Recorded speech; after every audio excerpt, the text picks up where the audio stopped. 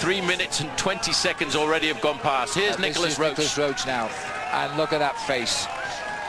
As Nicholas Roach confirms himself there as a man who is making terrific progress. He's only a young rider in the Tour de France. He's right up there today. Looks like John Gadray just coming over the line there. Well, Nicholas Roach proving who is the leader of that team anyway. Next man to come in, well, I'm not quite sure who that is. It's a rider from HTC. It could be Siftsov because he was in the group for a lot longer than Mickey Rogers was. Can't see anybody else it could be. And Carlos Peredo. What a great ride by him. And this is Lance Armstrong coming up now ahead of Levi Leipheimer as far as we know. 4 minutes 5 seconds behind. He tops his final mountain in any Tour de France. Armstrong is home. Well, that's a pretty impressive performance there. Just looking to see there is Peredo coming in as well.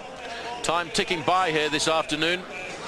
There's no doubt that Armstrong would have been again very close to the podium in Paris, but for all of his crashes and bad luck in the opening days of this tour. Kirienka, Luis Leon Sanchez coming in.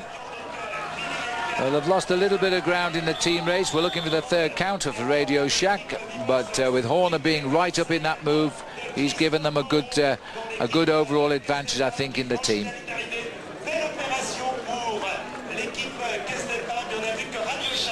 Well, the Queen Stage of the 2010 Tour de France has produced some outstanding performances from the world's two best riders as we welcome you from the top of the Pyrenees here.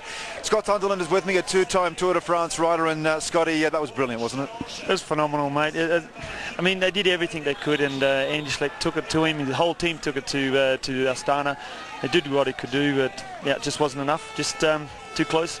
A lot of people might have been expecting the attack from Andy Schleck. He needed to attack given that he was 8 seconds behind from the start of the stage today. And bearing in mind we've still got a time trial to come, it didn't quite happen. But from what I was looking at, I think he gave it everything. Yeah, I mean, there wasn't much more he can do. The team, did everything they could coming into the bottom of the Tourmalet. They really had the speed as high as they could. And I think, if anything now, this is where Andy, from all the stages, really needed to have his brother Frank here. I mean, that could have been the difference of him being in yellow and having the stage and having the lead here. But it isn't the way it is, and it's happened how it has. And Andy did what he had to do, and unfortunately, it was not enough to distance Contador. Scott, was the tactics of Saxo Bank the right ones? I mean, you still had the Soler. You had the Soler to climb and attack Astana and Alberto Contador. They didn't do that. Was that a mistake, do you think?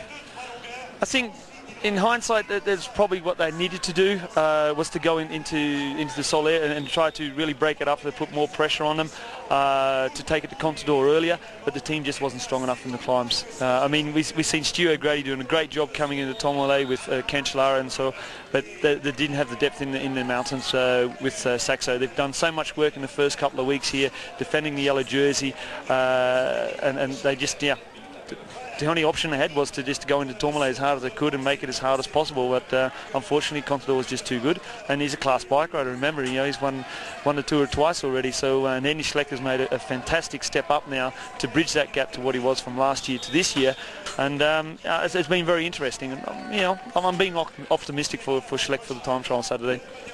Well, there are the results. Alberto Contador and Andy Schleck, and that is the general classification. 8 seconds is still the margin. Sammy Sanchez losing a lot of time in the race for third and fourth place. That really is a ding-dong battle between third and fourth, and I just wonder if Menchov has got the legs over Sanchez in the time trial. Can he make up the time on Saturday?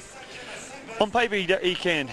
He's a very good time trialer. We've seen it again last year in the Giro. The time trial from Menchov was fantastic, and I think he's quietly confident that he can bridge that gap to get himself onto the podium for Paris. And Menchov, he's getting back into his terrain here in these longer time trials. But it'd be interesting. And Sanchez, though, he's motivated. I mean, he's riding for the third place in the podium, so he's definitely not going to go down without a fight. But look, Scott, is it over for Sanchez? For Andy Schleck. Is it over for Andy Schleck? Only 8 seconds is the margin. Can he produce something like he's never produced before in the race against the clock? Alberto Contador is obviously the favourite to win that race against the clock. But can Schleck do something he's never done before?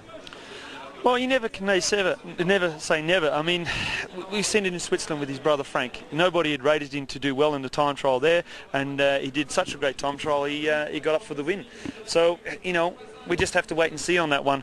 I personally hoping that he will be able to put it to Contador, but you know, I think that Contador will have it over Schleck, and it's going to be probably about a 30-second margin at the end.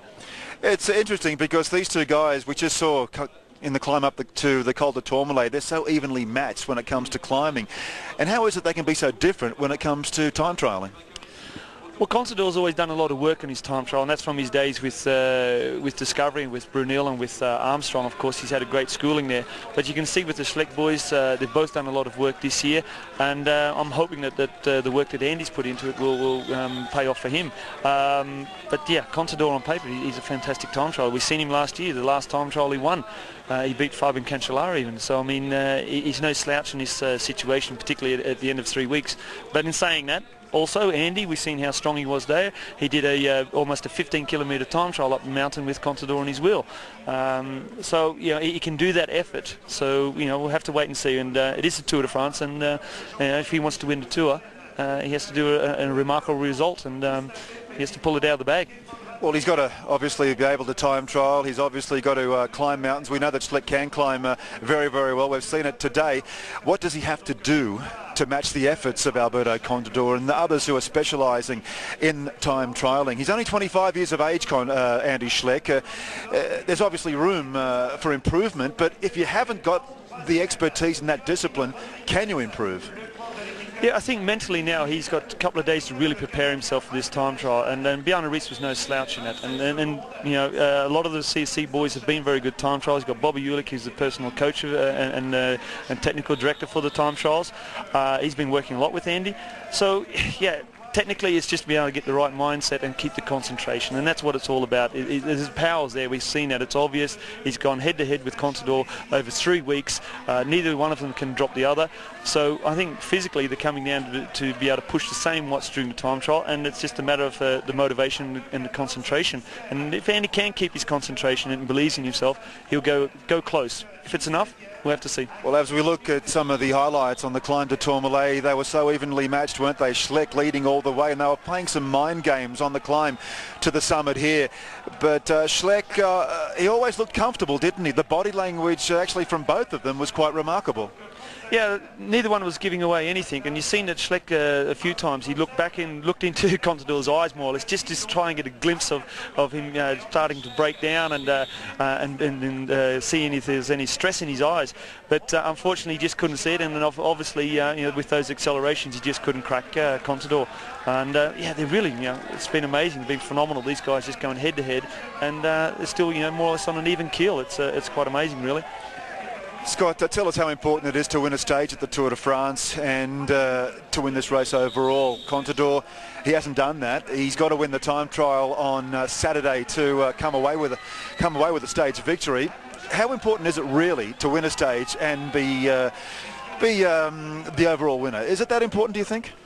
Well, I think for Contador today, not to win the hardest stage, that, you know, the Queen stage, as they say here, the win on Tourmalet, I think that's going to be a bit hard for him, because, you know, if he goes on and wins the Tour here, stands on the podium in Paris without having a stage victory, it makes it a little bit hollow. It takes a little bit of the shine off. At the end of the day, he has won the Tour, or he will win the Tour, and then he'll be without a victory. But how many people will look back on that? There's been 7 previous winners who haven't won a stage in the Tour, but I think in hindsight, yeah, then I don't know. It's going to the whole thing of respect and folklore, more or less. Well, given how close this race is, 8 seconds, I personally just can't see the importance of winning the stage. Obviously, psychologically, it's nice. It's nice to have a stage under your belt, but if you've got the yellow jersey when you cross the finish line on the Champs-Élysées in Paris, I'd say that'd be the most important thing, isn't it? That's a trophy, mate. That's a trophy, and having an extra line or two because you won a stage, it doesn't really matter. The main goal, like you say, is being on that top step in the podium in Paris. Yeah, look, it's all about consistency over 3 weeks in the end. Well, so much has happened in today's Queen stage. We saw a crash also from Sammy Sanchez just 24 kilometres in.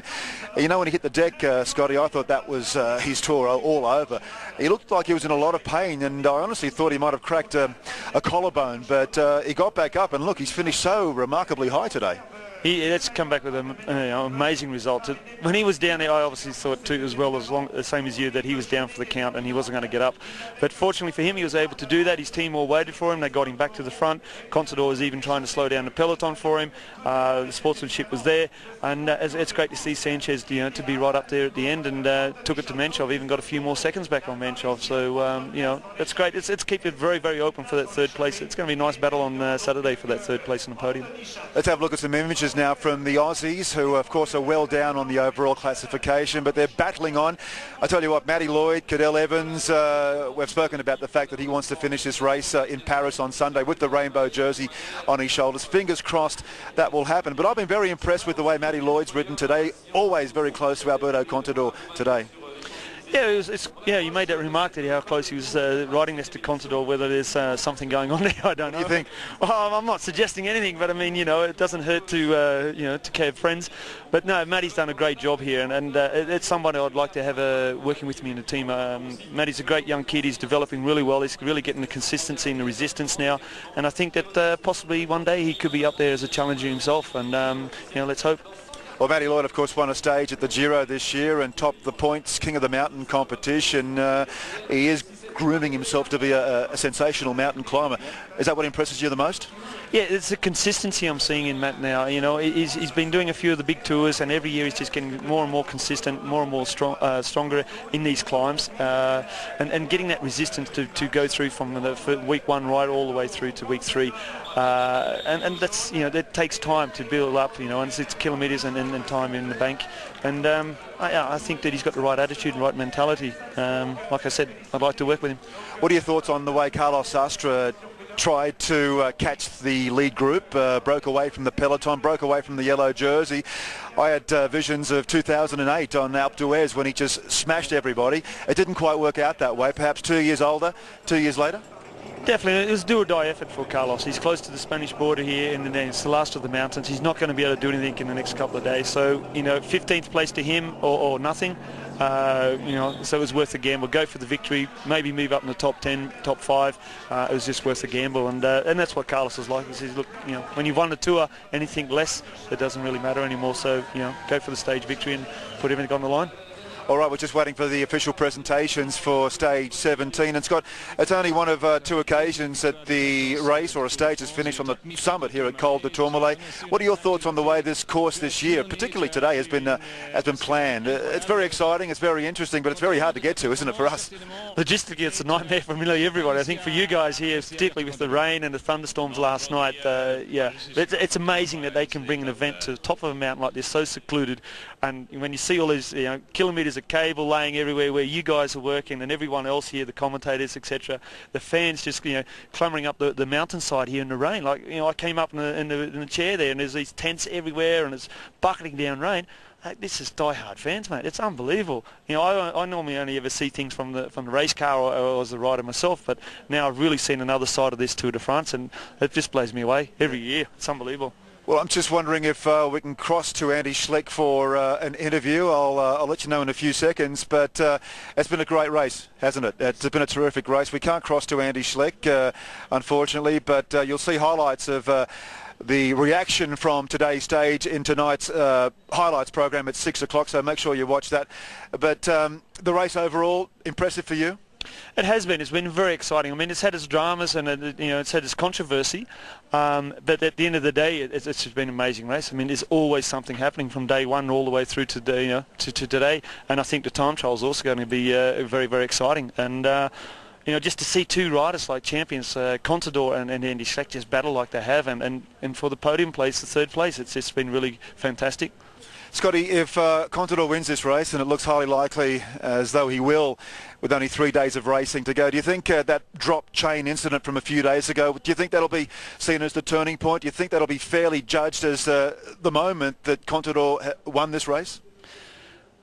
To be honest, I think it will, because if Andy was in yellow and he still had that 30 seconds, what that can do mentally, to the psychological effect of being able to start behind Contador, knowing that you've got 30 seconds, that he just needs to go toe-to-toe with him for that whole 52 kilometres, that is a massive advantage. But now having that 8 seconds deficit that he has to get back and then try to get, in the end of the day he needs 9 seconds, that's going to be very, very difficult, and it will weigh on him. And besides that, he's not getting the time checks on Contador. Contador's getting the time checks on Andy. So that's also comes into play.